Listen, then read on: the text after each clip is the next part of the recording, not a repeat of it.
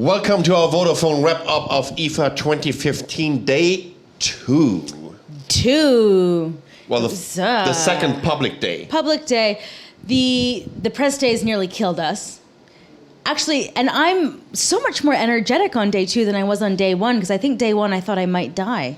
I'm so much less energetic than on day 1. Oh, really? Because there were so many things are happening here. And it is sometimes, it feels like you're getting overrun, like by a tsunami of gadgets and information. It's up to us to pick those little gems. Find the little out gems of the ocean on the show of floor. consumer electronic. The ocean of consumer electronic. Oh my God. He's coming up with quite some statements about IFA, isn't he? I might gonna go for some poems later. Hopefully they're just haikus. And don't include interpretive dance. well. Anyways, guys, it's been an amazing day, and once again, what I can only repeat again and again is how much of a different show IFA is compared to other consumer electronic shows in the world. Oh yeah, right? absolutely. And we should absolutely. Seriously, Germany Berlin should be very, very proud of having such an event. This is the only show where there's kids everywhere. It's a real family event. The booths have very interactive demos. Like at the Toshiba booth, there was this putting contest where like one of the holes, impossible. Yeah. You'd need to like chip it in with a putter in order to win the laptop, right? But people were waiting in line because they really wanted their chance to win at this impossible hole. Yeah. And then at the Acer booth, they had a UFC cage in the Predator area. I think in general, IFA has a little bit of a vibe of a maker fair without the maker scene. In terms of the audience that comes here, because it's like it's pretty much everyone. When you look at the different age groups and you look at those the families and school kids, and everyone can get educated about the latest technology, and it's not only about what you might gonna be able to buy in your local electronics store very, very soon, but also about future technology that might come out in a couple of years. But also I think that consumer technology is getting a little more maker-focused. Like we're returning a little bit to somehow our roots of tinkering. I mean, we can't take apart a laptop and upgrade the SSDs anymore and this type of stuff. But things like, building your own PC, like the Acer Revo, or some of the other stands who now have modular computing, right? This is something, again, that you can kind of play with. And we're seeing a little bit more of that. And a lot of the case modders, you still see them around, being featured at a lot of the booths. So in general, the case modding scene is strong in Germany. Like this? That was your Beetlejuice router thing I just wanted to get it into day 2. No, seriously, there's a huge case modder scene in Germany, and it's also part of a maker scene, right? And to see that how it just, I don't know how many times we talked about that the PC is dead, it's over, and blah, blah, blah. Of course, it's complete nonsense. Of course. It is complete nonsense, especially when we're moving into the age of virtual reality, when we're moving into the age of augmented reality. Yeah. All those, what we can see from HTC, from Oculus Rift, from Microsoft with HoloLens, Project, not Morpheus. What? Prometheus. No, Morpheus. Morpheus, yeah, Morpheus from Sony. No, I mean you need powerful machines. You need powerful machines, but it's not really about that. It is exactly about that, but it's more about how all of these connected devices are suddenly coming into our house, and they don't exist by themselves. Just because you go and buy them at like Vodafone, you go there and you go and pick one up. But you need to create your own cloud, your own personal cloud, and creating your own home ecosystem. And we're starting to have the connected home, which is something that is very pervasive here at the show. But the desktop definitely isn't dead. It's just reimagined into your media center in your living room, right? And now a central hub for all of your content, because the cloud isn't actually a cloud. I'm not sure if you guys weren't aware of this. It's not some mystical place out there. The cloud is a computer somewhere, and it's generally servers, but you can have your own. Cloud. It's just someone else's computer. It's just someone else's computer. Right. Right? So the more and more people realize this, they want to have their own data. They can create their own things at home, and that is about returning to the desktop. He dragged me kicking and screaming back to the desktop a few years ago. And yeah, she didn't even want to do that. I didn't want to do that. And now she's not going back anymore. No, it's just not going to happen. The experience that we've had by going back to the desktop computer was absolutely amazing, and we've been on laptops for like 5 or 6 consecutive years, at least, and heavily even longer, like 10 years, and heavily promoting them Yeah. as productivity devices. Yeah, like we were constantly lobbying. You don't need a desktop. You don't need a desktop. Forget it. Right. But there's another thing that I'm personally also lobbying.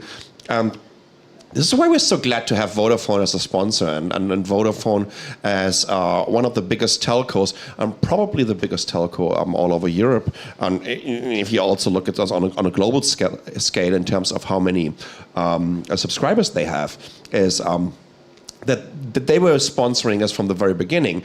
And this was before we started to heavily talk about this Internet of Everything, the Internet of Things, where devices are going to be connected with each other, because it all starts with infrastructure. And this infrastructure is something that Vodafone is providing. And this is a fast 4G network. And of course, the next generation, the 5G networks. And you can be sure about this. They are talking about this next generation. The standards are made already. They're figuring out how they can upgrade their ecosystem, and it's going to happen because this is exactly what we're going to need for the Internet of Things. We need a strong, a fast, and a reliable network. Exactly. No, agreed. And Vodafone, they've actually been with us quite a while. And when 10 years ago, or like 6 or 7 years ago, we were both doing video online. And we're like, this video online thing, guys, it's going to be big. And people were like, uh-huh. We're like, no, seriously, YouTube's a thing. And like, even 5 years ago, you kind of got these kind of raised eyebrows, like, a YouTuber? Mm-hmm, okay, right? But Vodafone saw. Yeah. They saw the power of video online. They saw the power of people watching video on their mobile devices. Yeah. Now it is just a norm. You expect it to happen. Yeah. And we believed in that for years. And Vodafone actually came on with us early, believing in us and our format and everything. And we've evolved to have this amazing studio. It's been quite an interesting journey from some freak with a camera standing in the corner of the room. There's nothing that you're going to kick off from one day to the other, right? So we're really working on this. And therefore, we can't be grateful enough for the support and for this backing from these guys. Besides that, I think what we saw this day was a bunch of new devices. Well, Samsung came in here, was showing the S6 Edge Plus, and you can see the reviews on our YouTube channel. We saw the Gear S2, the latest smartwatch. Ken Hong from LG has been here. He's the director of corporate communications, and he was just showing. We were just talking about LG in general. Ken's just a talker. We're just talkers when we're meeting.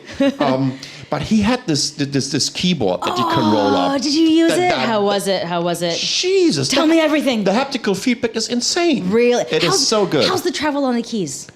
Yeah, it's great. Yeah? It is great. It feels like a real... it feels like a real standard keyboard. Yeah. Plus, you know what the problem is when you have the foldable ones and when you just keep trying to place them on your lap. Oh, they're squishy. They're gonna fold again. Yeah. They're folding between your legs, and the right? feedback's funny. And with that one, you could just put it on your lap and use it as an ordinary keyboard. And absolutely amazing. It doesn't even have an on and off button. As soon as you unroll it, the Bluetooth starts. The one thing I was a little 3 months of battery life. 3 months of battery life. And you know what? It's using ordinary batteries. But I kind of like that. I heard that you can't whip it out like a carpet, like a robot. I hear you. But I'm pretty sure that they didn't want to do that anyways. People love that shit. Come on, I'm not sure. like transformation. It was interesting, anyways, and it's good to see. I also saw that you had Lars on the stream from Honor. Yeah. Yeah, so I actually had a trip to Beijing with Lars. Yeah. To go and see the launch of the Honor 6 Plus. Right. Yeah, really amazing camera technology, and the Honor 7. It's a pretty. It is pretty a nice, very decent phone. Pretty nice phone. Aggressively priced, and they also had the Honor Band. Oh, I haven't seen that. Yeah, guess what they're doing right now? No, they're looking for a name for this Honor Band. What? So next week, you can register on their Facebook pages, and you can question this. I was close to say Mi Band, but it's the Honor Band. I'm wearing a Mi Band. I'm sorry. It's a live stream. Wait, so I can name it? You can name it, and if they choose your name, you're gonna get each and every Honor device that they release for the next 5 years. Shut up. Yeah. That's a pretty good one, and it's such a smart marketing. I love that idea, right? I have some names for you, Honor. You just wait. We'll see what's happening with this. Besides that, we had 4 very interesting startups from Hamburg here, and the last one, I was so glad. We had to change the schedule a little bit because one of these guys dropped and wasn't showing up, a non-show. So then we've had this startup. It's called Patchy, and it's about building up an app-supported therapy for kids that are getting cancer or something. The way they set it up, like using the idea of a freemium model or a paywall for kids, for example, having games in there, and those kids are playing this, but and then they're coming to a point where they can't go any further. They had to go into therapy first, or they had to go into treatment before they could do this. It was also combined, with a little kind of weird alien teddy bear thingy, right? And so you kind of had to treat this little doll. Doll. It was a weird alien doll. teddy bear doll with like 3 or 4 eyes. I have a confession to make. Now that I know that this was a doll for treating cancer for kids, I'm going to go to hell. Because I was making fun of you with this doll. Because honestly, when I looked in the monitor, I'm going to hell. It looked like you were like doing like talking for the doll. You're like, hello, my name is Sasha. And now I know that it's about helping kids with cancer. Nicole is going to hell. That means tomorrow's wrap-up, 3rd day of IFA 2015, will be a one-man show. She's burning for this. Seriously, an amazing idea. And also the other startups. It's a cute doll. It's a cute doll. A plushie. She tries to save her ass right now. You can tell. Anyways, I think absolutely amazing idea, and once again to see the diversity of companies that are coming in here, different products, to see what's really happening here, it just shows you that how strong of a position IFA has in this market, and how important this is for the overall industry. And there's, last but not least, one company that is very important for me, and that was AEG, or Electrolux, which is a German home appliance manufacturer. What I really love in this age that we are, where we are on the edge of this kind of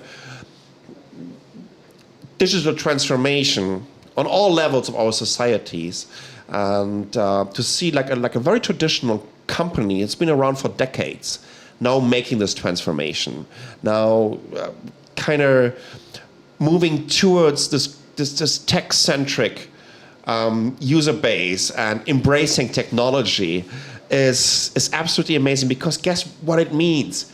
We're getting all this cool Star Trek 8. We're gonna drink it very soon in all our homes, right? Everything is going to be connected. I can talk to my appliances. I can talk to everything that is in the living room, maybe even to my couch. I don't want to hear what my couch I'm not has sure to if I want say. to talk to my couch. But I mean, you're getting the idea. This is what drives innovation. It's about bringing traditional companies together with somehow visionaries and companies that are coming from a completely different industry, have a different perspective on those markets, and let them do something great together. Let them all piggyback ride on the experience and the heritage that each and everyone is bringing to the table. This is where the societies and the ecosystem and the infrastructures of the futures are getting created. And I'm so excited about this. Absolutely. You know, Oral-B, who I talked to today, Yeah. their toothbrush has an open API. Seriously, a toothbrush with an open API. If you would have told me this like 5 years ago, I said, you're going to get the shut out. Crazy. A toothbrush. Why would a toothbrush need an open API? But it makes sense. Yeah. It totally makes sense. It's going to be one tool of your connected home, and it's going to happen, right? And so why shouldn't everything be somehow connected? No, We're and getting there. And we're even past this place from a few years ago where consumers were troubled by potentially buying devices from different manufacturers that couldn't talk to each other. Yeah. We've worked it all out. People have realized that the refresh cycles on devices are different. They're always going to be changing, and people are just going to have different tastes as they grow. And if they don't get along, then nobody wins, right? And that to me is also something that is very much a part of, I'd almost say, like the DNA of what's happening here at IFA. Yeah. Like the more and more you walk around, the more and more you kind of get a sense from all of these companies that they're hungry for the consumer and they just want to please them. Whereas a few years ago, maybe that wasn't so much the case. There was more of a, we're building our devices with a shelf life. Yeah. You're going to have to refresh your washing machine in 10 years. Like now, Panasonic, they have new dampeners on their washing machine. 20-year warranty to help preserve the motor. There you go. Right? We're back around to loving our devices for a long, long time. This is exciting. And this is exciting. And, we analyzes, marketeers, evangelists are throwing so many buzzwords towards you and into the market and into the media, whether it started with cloud computing, that's been actually around for 50 years, whether it's been like, what would we call this, Internet of Things. I mean, seriously, guys, embedded and IPC systems been around since the early 70s, and sooner or later, they're all going to be connected.